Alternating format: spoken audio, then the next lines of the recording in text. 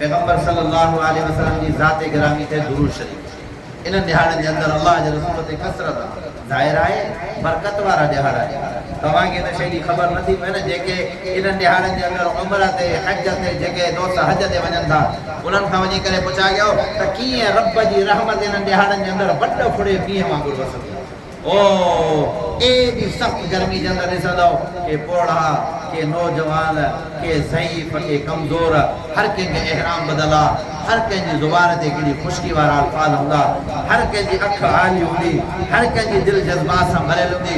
पोइ ॾिसंदो त हजरे असवद जा बोसा ॾींदो हूंदो। पोइ तव्हां माण्हू ॾिसंदो त सफ़ाई मरवा जे दरमियान में भॼणो आहे। इन्हनि खां पुछो त सही मक़सदु छा आहे? सभु बयक ज़ुबान हिकिड़ी ॻाल्हि चवंदा, अल्लाह जी ज़ात खे राज़ी करणु मक़सदु आहे, बाक़ी ॿी का बि शइ मक़सदु।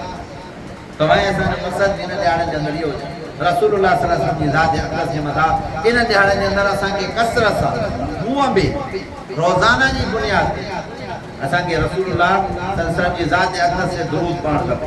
अल्लाह जे रसूल सां दुरूद पढ़ण जा त अलाए केतिरा फ़ज़ाइल उलमाए कराम लिखिया आहिनि, पर वॾे में वॾी जेका फ़ज़ीलत आहे, वॾे में वॾी जेका फ़ज़ीलत आहे उहा इहा आहे, जेको मानो पैगंबर सल्लल्लाहु अलैहि वसल्लम जे दुरूद शरीफ़ पढ़े थो हर जुमेरात ते थोड़ो फ़रिश्तो आहे, वो रसूलुल्लाह सल्लल्लाहु अलैहि वसल्लम जे मथां जेको दुरूद शरीफ़ पढ़ियो थो वञे, जेको माण्हू पढ़े थो उहो फ़रिश्तो खणी करे अल्लाह जे रसूल जे रोज़े ते पहुचे थो पियो। ॻाल्हि सम्झ में आई अलाए?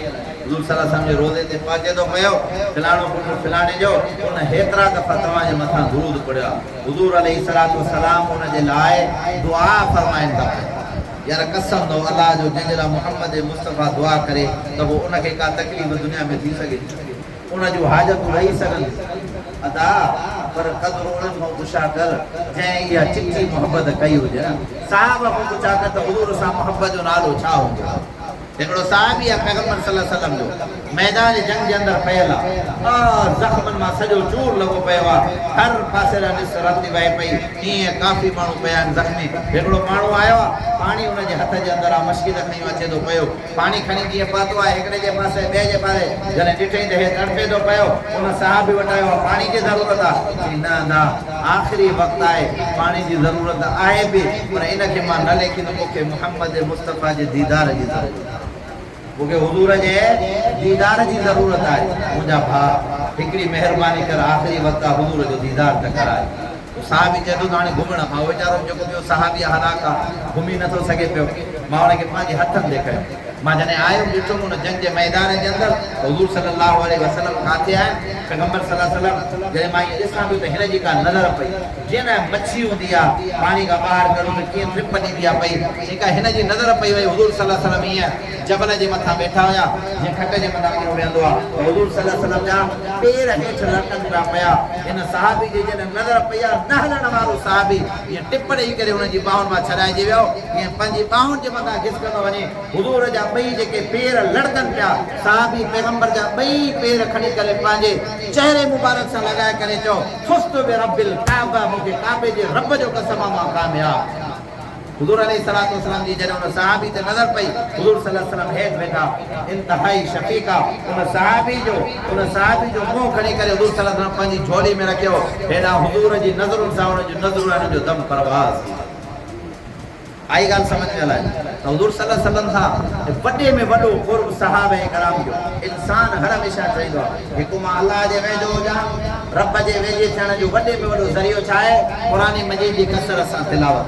जेके जेके ॻाल्हियूं ॿुधायां थो पंहिंजे ज़हन जे अंदरि नोट कयो, दिमाग़ जे अंदरि महफ़ूज़ कयो, सभु कम वारियूं शयूं आहिनि। अलाह जे वेझे थियण जो सभ खां वॾे में वॾो ज़रियो छा आहे?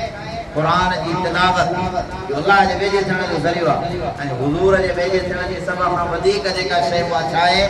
रसूल जे मथां दुरूद शरीफ़।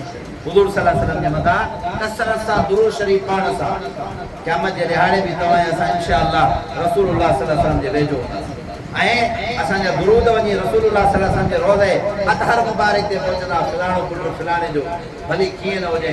उहो हज़रत यूसुफ अलैहिस्सलाम खे जेॾी महिल बाज़ार में आंदो त हज़रत यूसुफ अलैहिस्सलाम जी ख़रीदारी जे लाइ माण्हू ईअं लाइन में बीठा, माण्हू छा बीठा? लाइन में। को सोन खणी बीठो, को कहिड़ी शइ ख़रीदार हुया।